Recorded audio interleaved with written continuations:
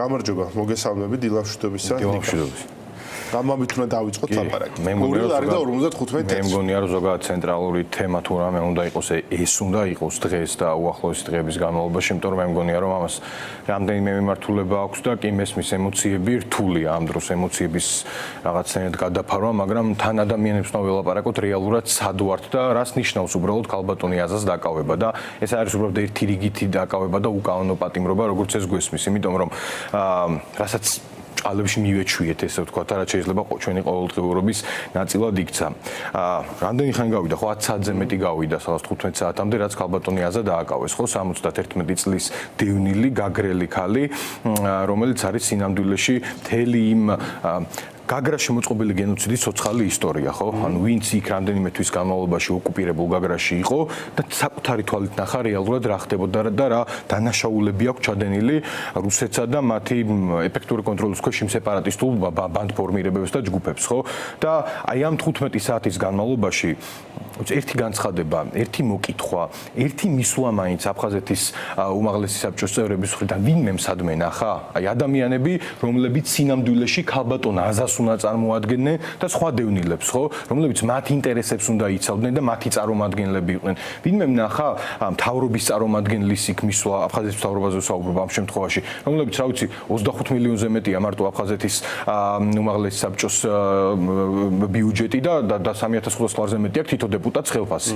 რომელიმე მივიდა თან თავადაც, როგორც ვიცი, დევნილები არიან და ზუსტად იციან ეს ქალბატონი ვინ არის, ხო? კაი, ამ წლების განმავლობაში არც ერთ მთავრობას მინიმუმის არ გაუკეთებია რომ ქალბატონ აზა დაკმაყოფილებული იყო საცხოვრისით, ხო? მას მიიღო მისი კუთვნილი, ეს ვთქვათ, ბინა და საცხოვრებელი სახლი. აი ამ 15 საათის განმავლობაში არავინ არ მისვლა, იცით რატო არავინ არ მისვლა და ზოგადად რატომ არის იცით ეს პრობლემები რაც გვერდზე გადადებული? იმიტომ რომ სინამდვილეში 92 წლის შემდეგ ეს არჩევნები არ ჩატარებულა. არავის არასდროს ამ ქვეყანაში აფხაზეთის ომის შემდეგ არ უზრუნია იმაზე, რომ დევნილების ხმა რეალურად ყოფილიყო გახმოვანებული, რეალურად ისმოდეს და ამ ადამიანებს ჭეშმარიტად ნამდვილად მათი წარმომადგენელი ხოლოდათ იქ სადაც უნდა ჰყავდეთ და რასაც ქვია და ლევანი ოსელიანი არ გვიხსენებე მგონი. აი სახალხო დამცველი სად არის? ხო ამბობდა მაშინ 83 წლის კაცს ესე რომ იქცევი. როინმეტრეველი უნდა დაიცვას 83 წლის კაცი. რომ თან როინმეტრეველი ხო რასაკეთებდა ხო პირდაპირ აი შეხაღადებდა რომ რაღაცას ვიზა მოგონთ პროფესორის სტატუსი. და ამაზე სად არის ხა სახალხო დამცველი? იმ დღეს იჯდა დიანა ტრაპეზესთან იყო ტელეპრიზზე სტუმრად. ისეთებს კადრულობდა უბრალოდ, ხო? არც სახალხო დამცველს, საჯარო პირს არ უკადრიალა ამის ამ ქვეყანაში. ნუ თუ არ ჩავთვლით ახლა კობახიძეებს და მაგათ, ხო? აი, მინდა რომ სულ ხაზი გაუსვათ ამ დღეს აქცია იგეგმება სხვა შორის ომბუდსმენის ოფისთან თუ არ ზინოვკინა საქმესთან დაკავშირებით. არ სად შეძურეს, სად დაიმალოს აღარ იცის ამ კაცმა, ხო? აი, სად დაიმალოს კარგად, აბა არ შევამჩნიოთ. ანუ კარგი ხელფასი გაყიდა ეს ქვეყანა. სხვა როგორ შერავდა სინამდვილეში იოსელიანის მაგალითი ის რომ პირდაპირ ჰესები ქონია მის ოჯახს. სინამდვილეში იოსელიანის მაგალითი ის რომ ის არათუ ჩუმად არის, არამედ რეჟიმის მესიჯს პირდაპირ იმეორებს, მათ შორის ქალბატონ დიანასთან როდესაც იყო ეთერში და პირდაპირ გაიმეორა ის გზავნილები, რაც რეჟიმს ჭირდება.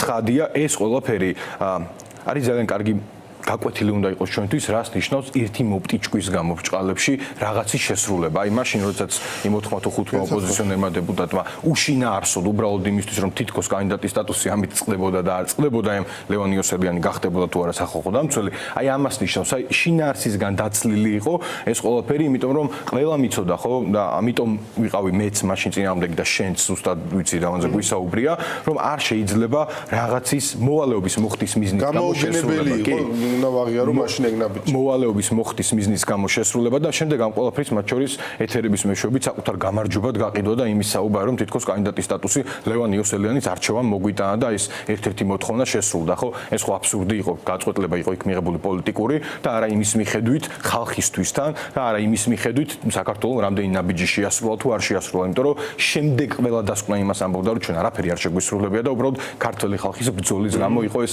ერთგვარად ავანსად მოცემული, რომელიც ხადია მე ვერ შესრულდა.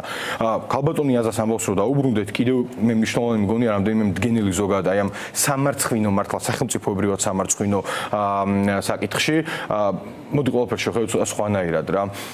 რა აი ხშირად ქართული ოცნების წარმომადგენლები საუბრობენ რაც ქართველობა, ტრადიციები, ისტორიის დაცვა, ჩვენი ბრძოლის დაცვა, ჩვენი გმირები და ასე შემდეგ.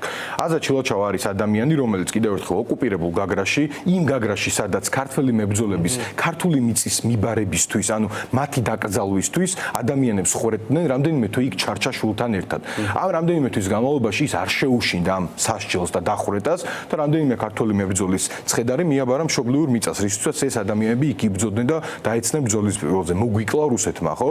ეს არის ადამიანი, რომელსაც ნორმალურ სახელმწიფოში არ თუ საცხოვრის უნდა ითხოვდეს ის, არამედ სამოქალაქო გმირობის, თავდადებისთვის შესაბამის ჯილდოებს გადასცემენ, ხო? ცოცხალი ისტორიაა და თუ იმეს აინტერესებს, რისთვის იდგა და დგას აზა ჩილოჩავა და იდგება მე დარწმუნებული ვარ რუსთაველის გამზირზე, ეს არის მხოლოდ რაღაც გამოსვლა პირობითად აბსტრაქტულად ქართული ოცნების როგორც რუსული რეჟიმის წინააღმდეგ. ვინმეს თუ უნახავს მისი ფოტოები, მისი ბანერები, ხო ხშირად იქ წავაწყლები წარწერებს დევნილების სოციალურ საკითხებთან დაკავშირებით. ხო, ანუ სინამდვილეში ამ პროტესტში მან ჩააქსოვა ის ტკივილი, რომელიც ამ ქვეყნის 300,000-მდე დევნილს უმეტესობას მაინც აქვს, ხო?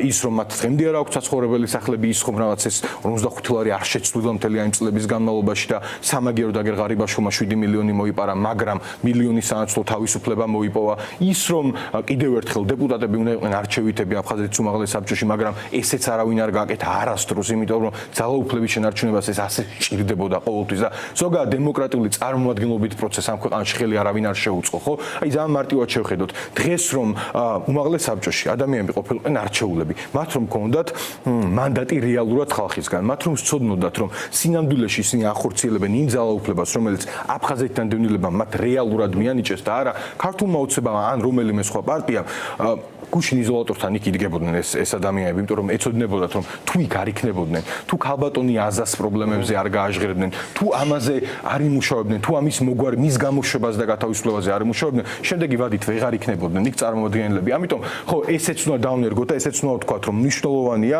ამ ქვეყანაში დემოკრატიული ცვლილების მოტანის შემდეგ ადამიანმა დაინახონ, მათ შორის მსგავსმა ჯგუფებმა, ცალკე აღებულმა ჯგუფებმა, რომელიც ძალიან დიდია და მეც ამ ჯგუფის წარმომადგენელი ვარ, მეც გაგრიდან ვარ დევნილი, ხო, უნდა იცოდნენ რომ სინამდვილეში როგორ ალტერნატივას თავაზობთ, როგორი ქვეყანა იქნება, დევნილებმა უნდა იცოდნენ რომ მათი პრობლემები ყოველთვის და მათი ხმა იქნება გახმოვანებული, იმიტომ რომ ჩვენ უნდა ვქნათ ყველაფერი რომ ეს სისტემა დავამკვიდროთ, არჩევითობა დავამკვიდროთ, ის რომ მათ ყავდეთ წარმომადგენლობა და არა უბრალოდ დადებული ადამიანები, რომლებიც 92 წლის შემდეგ არავინ არ იცის ვინ არიან, მეტიც რამდენიმე წლის წინ დეპუტატები რომ გარდაიცვალნენ, არ იცოდნენ რა ეკნათ. ვით შეეუსოთ და ეს სახელები როგორ გადაეთამაშებიან. კომანდ კრისი უდგათ მასავით არიან.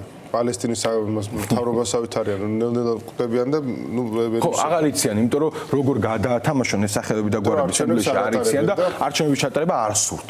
იმიტომ რომ არაკეთებენ თან. ცხადია, ეს ხო რაღაცა 30 მილიონი ყოველწლიურად თუ არ ვწდები ცოტა მეტიც არის, რაღაც ერთგვარად ამ ადამიანების შენახვის ერთგვარი ფული, ბიუჯეტი გახდა, რომელსაც ისევ დევნილები ხარჯავენ, ისევ დევნილების ჯიბიდან იღებენ, არა მარტო დევნილების ცხადია და ისევ ხმარდება ქართული ოცნების ძალაუფლების შენარჩუნებას და ჟენევაში ვაჩვენოთ სოფლიოს რომ აი ლეგიტიმური მთავრობა გვყავს თუ რაღაც. და იმ ჟენევის ფორმატშიც რა ხდება და როგორ ხდება, მე მგონი უკვე გასაგებია, ხო, რაც რუსეთი ითხოვს ლოკაციის ცვლილებას და ქართულ ოცნებას ამაზე პროაქტიული პოზიცია საერთოდ არ აქვს და არ დაუჭერია. არის პროცესი არის უკვე დიდი ხანია, მათ შორის ოცნების პირობებში რუსებმა მანამდეც ბევრი რამე გააკეთეს. ნიკა აუცილებლად უნდა ვიკითხო ხარ რაღაც საუბრობდი იმაზე რა მნიშვნელოვანია რომ წარმომადგენლობა არსებობდეს და პოლიტიკოსებს ესმოდეთ ვის წარმოადგენთ, თორემ არჩევნებს წააგებენო, მაგრამ ამ დროს იმ რეალობაში ვარ, თუმცა პოლიტიკოსებს საქმიანობას უგრძალებენ, ხო, მათ შორის თქვენს კოალიციას სპეციფიკურად. როგორ აფასებთ ამ ამბავს და მეორე შეფასება ერთია, მაგრამ როგორ აგრძელებთ პოლიტიკურ საქმიანობას? ხო, მე აქ რამდენიმე კითხვას დავსვავდი, რომელიც ჩემს პასუხია ამ ყველაფერთან დაკავშირებით. ადამიანს, რომელსაც წაართმევენ პოლიტიკური საქმიანობის უფლებას, რომელსაც წაართმევენ არჩევანის თავისუფლებას, რომელსაც წაართმევენ წარმომადგენლის ყოლის უფლებას, რომელსაც წაართმევენ წარმომადგენლობითი პოლიტიკის კეთებას, ამ საკუთარი ძალაუფლების განხორციელებას წარმომადგენლის მეშვეობით. ის რა ხერხებს მიმართავს, მათ შორის პოლიტიკოსს და მათ შორის მოქალაქე, ხო? დაუბრუნდება პოლიტიკის კეთების ტრადიციულ მეთოდებს, ხო? გამოვა იქ, სადაც ყველაზე მეტად ტკივა რეჟიმს, ეს არის რუსთაველის გამზირი და საქართველოს და თბილისის სხვა ქუჩები და ლოკაციები, ხო? ანუ დაუბრუნდება იმ ტრადიციულ მეთოდებს, რომლებიც ყველაზე მეტად აწუხებს გავს ტიპის რეჟიმს, იმიტომ რომ შენ თუ მე სხვაგან პოლიტიკის კეთების საშუალებას მიკრძალავ და სინამდვილეში დაბრუნებ ძალიან ბევრი წლით უკან, სადაც პირდაპირ ესე კეთდებოდა პოლიტიკა და ადამიანები ფიზიკურად იცავდნენ საკუთარ უფლებებს და უმფლობების დაბრუნებისთვის ფიზიკურად იბრძოდნენ, ხო, მე მომიწევს რომ სხვა სივრცე ვეძებოდა, ეს სივრცე რჩება ერთადერთი, ეს არის საქართველოს და თბილისის ქუჩები და აქ გაკეთდება სიამბლეში პოლიტიკა და ხშირად და მათ შორის აქ უნდა ვესაუბროთ ჩვენ ადამიანებს ზუსტად იმ მათ შორის აი მსგავსი ტიპის პრობლემებზე და მათი გადაჭრის გზებზე, როგორზეც დღეს ვსაუბრობდით ჩვენ იგივე დევნილების საკითხთან დაკავშირებით, იგივე ქვეყანაში არსებულ უსამართლობასთან დაკავშირებით და ყველამ უნდა იცოდეს ზოგადად რომ გამორიცხულია ქვეყანაში, სადაც 71 წლის დენილ ქალბატონს აკავებენ ისე, რომ მას ჭირდება 10 პოლიციელი როგორც ტერორისტს, უუქავენ 2 ლარს და 50 თეთრს, იქ სადაც კანონებს იღებენ არა იმისთვის, რომ საქართველოს ერთ რიგით მოქალაქეს ცხოვრება გაუმჯობესდეს და ამისკენ იყოს გადადგმული ნაბიჯები, გამორიცხულია ამ ქვეყანაში ბედნიერება მოიპოვოს, მათ შორის ქართული ოცნების აქტიურმა მხარდამჭერაც კი წევრზე აღარ ვსაუბრობ, წევრების ბედი ჩვენ ვნახეთ, მათ შორის მაღალი თანამდებობის პირების. გამორიცხულია ქვეყანაში ძალაუფლება კონდეს მიტაცებული გუნდს, რეჟიმს, რომელიც გამსჭროლია სიძულვილით, რევანშიზმით, შურიზიებით, მათ შორის თავისი ყოფილი თანაგუნდელების მიმართ, ამ გუნდმა რაიმე პოზიტიური შექმნას და ამ ქვეყანაში დაიწყოს ბედნიერების წარმოება, ხო, ესე რომ შევხედოთ, ხო? ამ ქვეყანაში შედგეს ადამიანი როგორც ბედნიერი არსება, დაიბრუნოს ბედნიერებისკენ სწრაფვის უფლება და არ იყოს ყოველთვის რაღაც დაძაბული, არ იყოს დეპრესიული და ეს ნაცრისფერი ფონი ქვეყანაში არ არსებობდეს. რატომ, ხო, შეგვიძლია ქართველებს ვიყოთ ბედნიერიერი, შეგვიძლია ჩვენც გქონდეს აზაჩილოჩალოს დაკავების ნაცვლად, მას გქონდეს, რა ვიცი, 1000-დან 1300 ევრომდე პენსია, როგორც ამ შემთხვევაში არის ევროკავშირში, მაგრამ ვიღებთ საპირისპიროს, ხო, საუკეთესო კონტრასტია იმის აჩვენებლად, სად ვართ და სად უნდა მივდიოდეთ. ადამიანი, რომელიც უნდა იღებდეს, რა ვიცი, 1000 ევრომდე პენსიას ევროკავშირის ყველაზე ეს თქვა საშუალო დონის ქვეყნებში როგორც არის, იმის მაგივრად ათენებს გაათენა იზოლატორში და დაიწყო შიმშილობა. მადლობა ძალიან დიდი. ნიკა ფარულავა იყო ჩვენთან ერთად კოალიციას ცვლილებისთვის წარმომადგენელი.